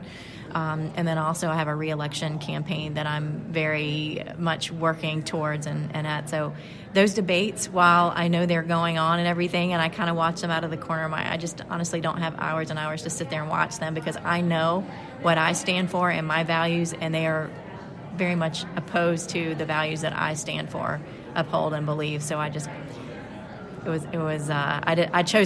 reprioritize my time that night and spend it more productively. And just say your website so people can check you out and donate and whatnot, and find ways to call people that they know in Virginia to help you out. Absolutely. So my website is Chase, CHASE, 4, Senate.com, and they can read all they want to. I'm just a mom. I'm a mom with 4 kids that is sick and tired of women being trampled on, their rights, and I want to show people what a strong conservative woman looks like, and I appreciate the support from across the country in supporting strong conservative women. And I know that I'm not the only one. There are tons of conservative women out there that are tired of being minimalized. You better win because we both have the same birthday. So when you win, I'm coming back down here so we can celebrate our birthday and you win. I bet your birthday is you have less numbers than I am. How old are you turning? 32. 32. I wish. You're in the same age range, so shh. I'll be celebrating my 50th birthday. Get the F out. You don't look it though. Thank you. You look really young. But thank you. I appreciate that. Best of luck, and we'll keep in touch. And definitely, we're gonna have Hutch, the host of Cold War Radio. He's gonna definitely check in on you into your election time. Sounds great. Thanks for the interview. Thank you. Wow, what a great interview. I saved the best for last, ladies and gentlemen. Mona's doing a knockdown job. She contacted me and was disappointed in the low turnout for the event. The event started very early. It started, I think, on Wednesday. I think the president spoke on Wednesday, and her brother was deploying on a med float or something with the Navy that day or the day after. So she couldn't make it to the event on the first day when the president was there because she was spending it with her family. And I fully condone that. Absolutely. I mean, that's much more important. Do that. But when she got there, she got 4 or 5 interviews for us the first day. And it was really slow after that. But I will tell you that on Wednesday, she lined up some other interviews for down the road. So on Wednesday, we're going to have Joy Villa. I don't know if you've seen her. She was the beautiful young woman that wore the Trump dress to a leftist event. It was outstanding. And she's also a political activist and a successful artist, music artist. And then we're going to have a gentleman from End27, and what End27 is an organization that is trying to stop the suicides of veterans, which is being reported as an average of 27 per day. I'm going to talk to this guy on Friday. Norway and I are going to interview him. That number seems awfully high, Ward. I mean, I don't know. And I'm not taking anything away from any veteran. If there was ever a veterans advocate, it's me. But 27 a day, that sounds very, very high. Well, the number that I had heard was 22, but either one of those numbers is way too high. That's way too much. And it seems like, well, we'll deal with that on Friday. And that's something that It may be I'm not going to say a contentious interview, but I'm going to question some of the conventional wisdom when it comes to that. But we have a. Did you get a chance to look in the Uber chat? I hope. In the Uber chat? Yeah. No, I didn't. It was closed. The internal chat that's in our. It's like if you go and look at the Uber conference. Oh yeah. Got it. Okay, so I want to go to. We covered the Antifa situation in Portland pretty well, and like I said, you can go to steelcityresistance.com and look at that story. There's a link to it in the video page. Just because that's a place where I know you're going to go. So if you want to look at any of the pictures, there's tens and tens of tweets and everything just from all sides of the aisle about that situation. But apparently you people have heard of the pedophile rings that are being exposed and the potential Hillary Clinton, John Podesta connections to those possibly. I'm really starting to think, Ward, that Hillary Clinton and the Clinton family is above the law. I hope that before I die, I get to see these people brought to justice. I really do, man. They have destroyed so many lives. When you look at Haiti and everything. But let's focus. Marlene, I'm going to get right to you, but I want let's go to Marlene first. Marlene, go ahead. Eugene, Oregon. Okay, hi there. I was just going to put in my couple cents or so about this whole Antifa thing. It does make me sick. It really does. And I was glancing at an article earlier and talking about how the so-called mayor was going to look out and, really try to find the person who basically beat the crap out of that reporter. And I'm just looking at that going, that mayor is absolutely full of it. He is. He's not going to do nothing. He is certainly full of garbage. I mean, I could say something worse, but you're preaching to the choir, Marlene, because every time I see something happen in Portland, I think about calling Ward up and say, "What about Peduto?" We got the same thing here. It's just that the difference is that, and this is my opinion. I'd like your opinion on my opinion. I think that you're so far to the west that a lot of your citizens are a lot more leftists than people that live around me. I think the people that live around me are more, and Ward, I'd like to know how you feel about this too, but I think that people in Pittsburgh, in the Pittsburgh area, in western Pennsylvania, are more asleep than they are communist. But I think the people in Portland are more communist than they are asleep. And I'm not saying that to berate anybody. It's just the way it looks like to me. If you tried to do something in Pittsburgh the way they did in Portland, they would be beat down within 30 minutes. There is no way the cops in the county would be on stallions. They would be on horseback. And it would be destroyed no matter what color they were. It wouldn't matter. And it wouldn't matter what the mayor said either.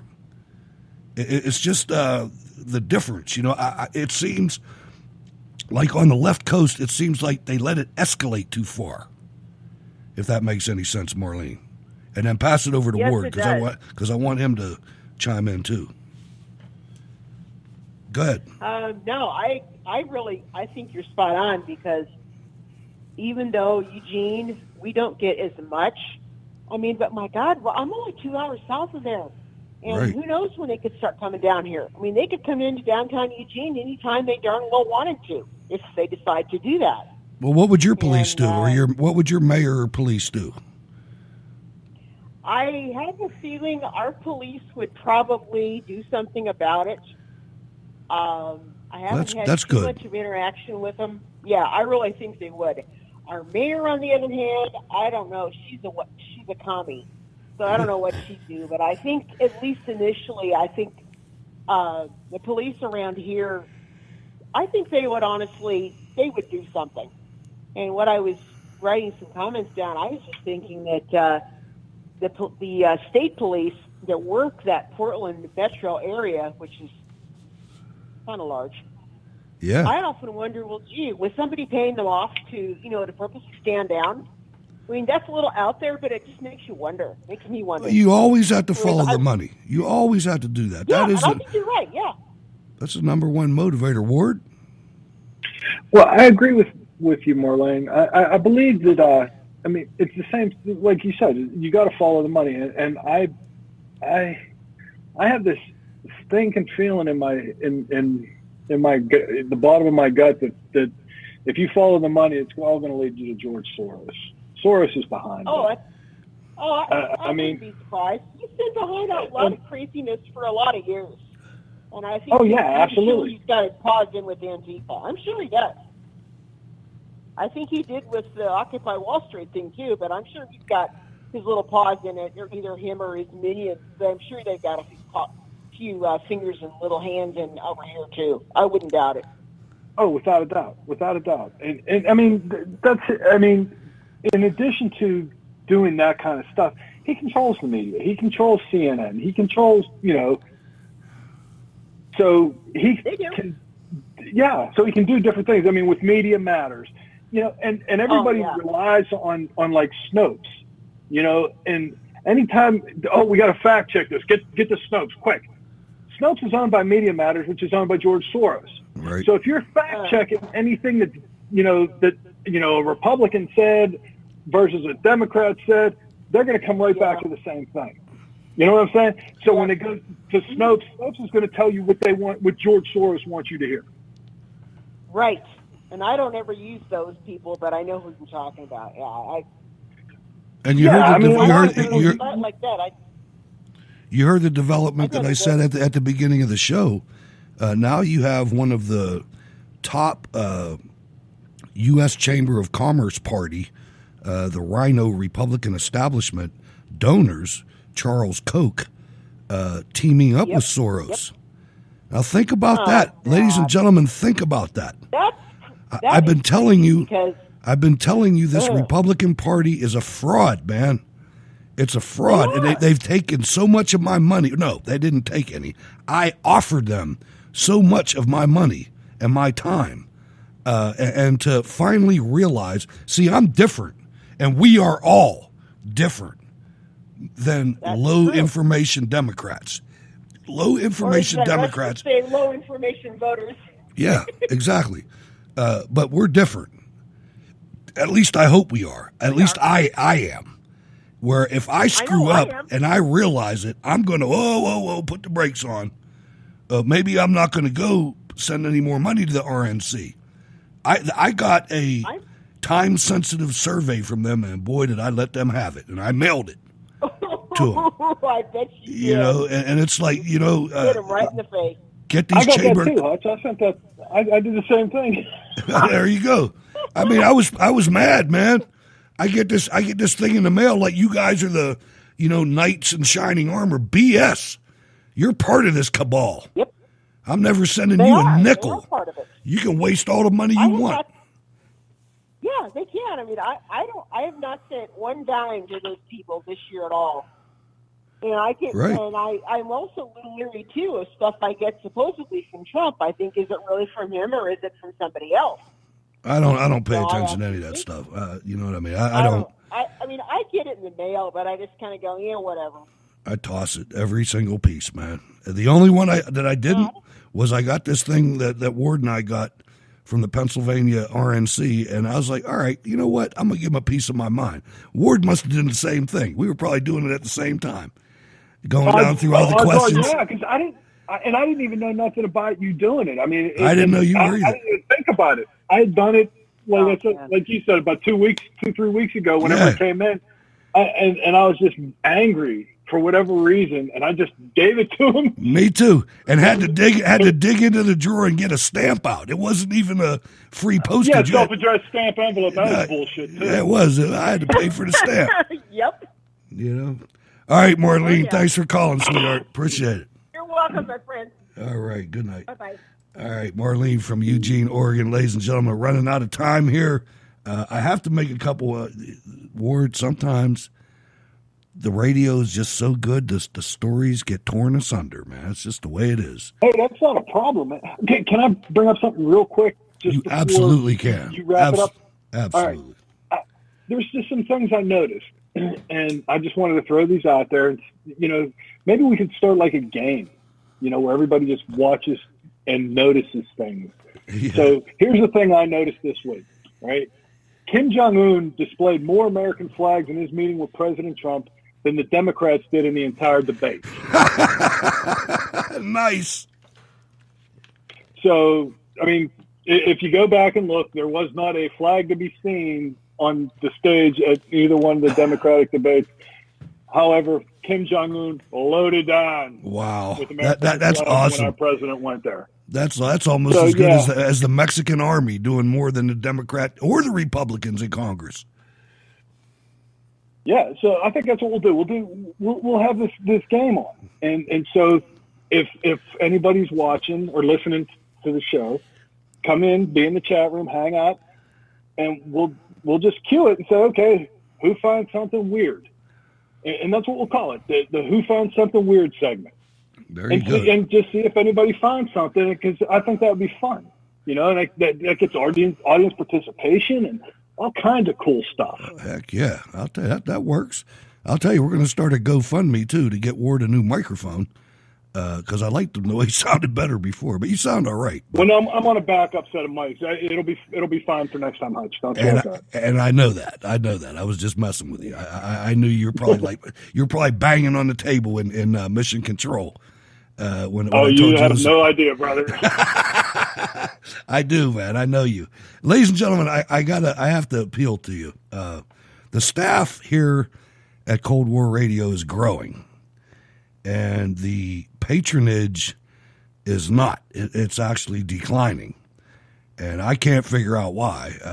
I do know a little bit why with the Subscribe Star thing, and I really don't care where you choose to support us, but I do know that there are hundreds of people that listen to every episode of this show, and there are 28 patrons that are financially supporting our efforts.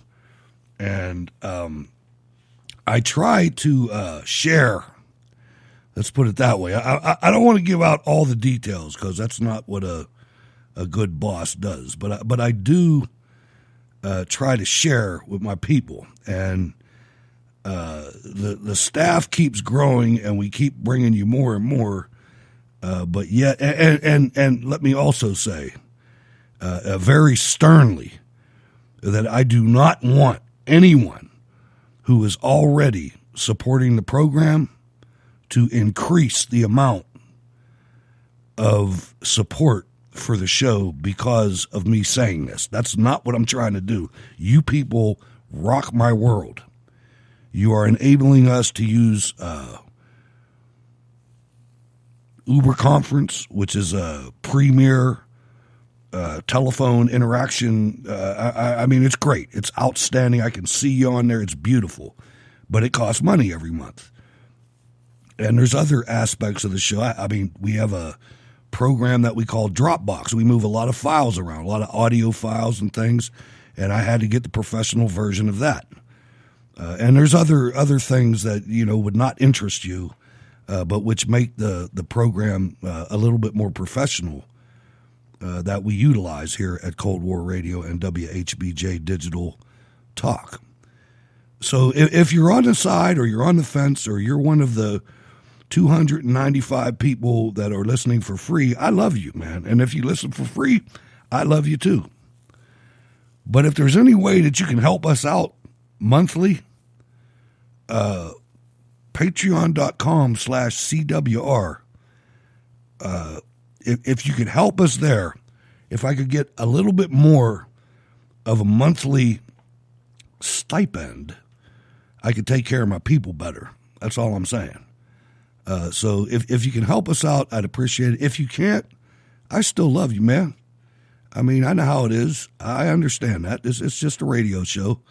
But I think we've become more than that. We're more like a family over here. And let me tell you something else. I hate doing this.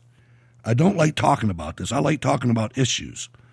and I'm taking away from the issues by talking about this. But Ward, if you could wrap up, and I know this is hard, but if you could wrap up this story about the Texas child sex crime sting in 2 or 3 minutes, go for it.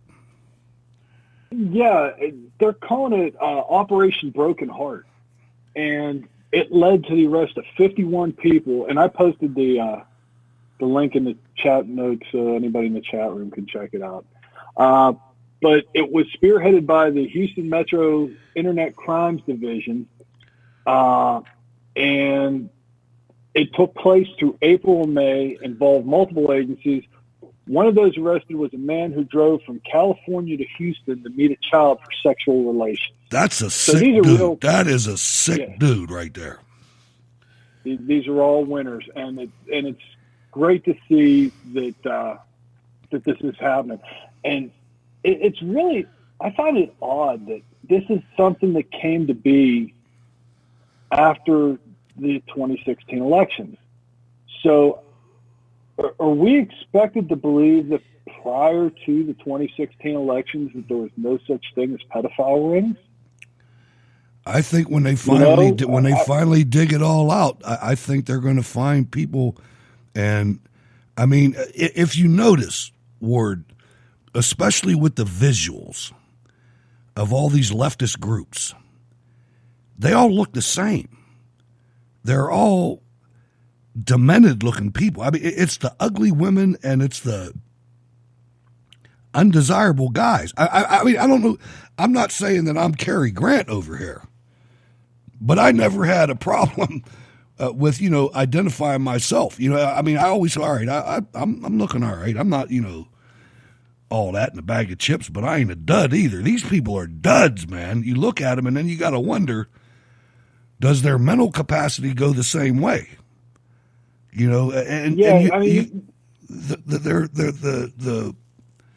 people on the left are not the beautiful people. Let's put it that way. Well, when you see these pictures, and like I said, I sent Hutch this thing. We can put that in the show notes too. If you scroll down a little bit on the thing on that page, you can see some of the mug shots of these champion individuals, and you can actually look into the dullness of their eyes and see the lights are on, but there is not a soul home. Yeah, that's them. And I don't think any of them have a soul. They're all complete. That's just complete evil. I mean, did you notice the guys? Did you notice that there's like all kinds of orange Cheeto dust all in the crotch of their pants? I mean, it's what's up with that? I don't know. Just yeah. I had to, man. I had to. It was required. But apparently this is another one of the A.G. Barr's things, man. His quote was, "We must bring the full force of the law against sexual predators with the help of our Internet Crimes Against Children program. We will," said Attorney General William Barr. I like Barr. He, for whatever reason. So far, all I'm doing, Ward, is just preparing for the possibility. Of another shoe to fall. Well, you have to realize how big this is. I mean, William Barr is just a dude, man. You got to realize if this guy pulls the trigger, it's going to cause a cataclysmic event in this country that is going to either bring down the entire Democrat media complex and we're going to clean it up, or they're going to resist and we're going to have a civil war. And I'm okay with all that because it has to be done. We were born into this time for a reason. God's in charge of everything. You know that. I know that. The American people know that. So whatever happens, it's not up to us. This is go ahead. Well, no, based on that, I guess my question would be, do you honestly think that if Barr were to drop Hillary Clinton, that would cause that in itself, or the whole Clinton, RICO case, I think there's two. I think there's two cases. I think that's one of them, and that goes back 30 years. But I think the other case. I think the other case is the Obama case, the case where Obama militarized and weaponized all of the agencies of the federal government to take over the country after a Trump win. And even before a Trump win. I mean, you look back what he did to the Tea Party people. You know, this guy's been doing this. He went to every Muslim country and bowed down to them. You know, he put Muhammad Ali. It's. I'm telling you, it's two different things. They're melded together. But the Clinton thing's about money. The Obama thing's about treason, in my opinion. I mean, it's... the thing is, Clinton's involved in that, too. Absolutely. No doubt. No doubt. I mean, she has to own Benghazi, and what happened in Benghazi... And I was still doing the show when that occurred, and that was just... That entire thing just turns my stomach and makes me so angry. Me too. Did you hear how they found missiles in Libya, American military missiles, 2 days ago? They found them in a camp. Couldn't imagine how they got there. Exactly, man. I mean, it's real. It's real, ladies and gentlemen. There's no question. And we are just about out of time. Ward, it's so good to have you back, man. I'm telling you. And now I could even hear you. Back. I could hear you tonight. I can't wait till you get a new microphone, baby. We're going to rock this thing. I'm telling you, man. Yeah, I'm very excited about that. Very excited about Mona, too, man. She did a good job out there. My goodness, I'm proud of her. I've never met Mona, but she did a tremendous job. That was a great interview. And you will meet her. Ward, how can people get in touch with you and your final comments? You can always hit me up on Twitter at Wardy22. My final comments is, after watching both the Democratic debates, the winner was President Trump. Absolutely. That's my final thought. And I agree. I agree with you wholeheartedly, and that's why we always connected, because even though we can agree to disagree, and we've done that in the past, and we'll do it in the future. Yep. God damn, we love our country. Thank you, Ward. Ladies and gentlemen, I am Hutch Bailey Jr. Everywhere on social media. I'm going to start peeling that back. Go to rdelephant.com. Great place there. You're listening to Jacob Seals in the background. Go to rsbmmusic.bandcamp.com and support them. Go to madisonrising.com and the freemusicarchive.org.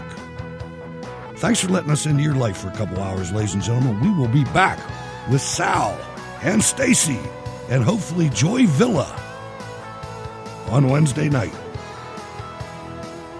God bless.